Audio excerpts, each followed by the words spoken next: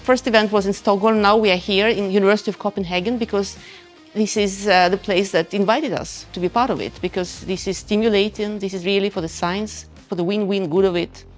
We already been asked what to do next year and people come in with ideas, which topics to bring in. So it's very, very exciting. I think together we will move it to the next year as well and years to come. I'm really happy that we can host this amazing event this year. I really enjoyed the workshop last year, and I'm happy and proud that we can host it this year, and that we have a lot of interest from colleagues in both in Denmark but also in Europe. So I think it's an amazing event.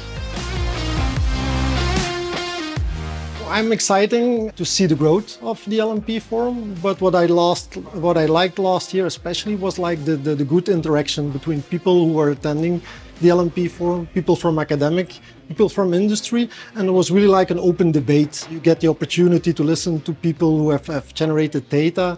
There are questions asked, you get answers. It's very nice and very small community, and it opens the opportunity to share knowledge. So it was very nice, and for this year as well, I think we have an increase in numbers of people attending, and the amount of posters has doubled, maybe tripled. So it's very exciting to be here and to learn as well from others.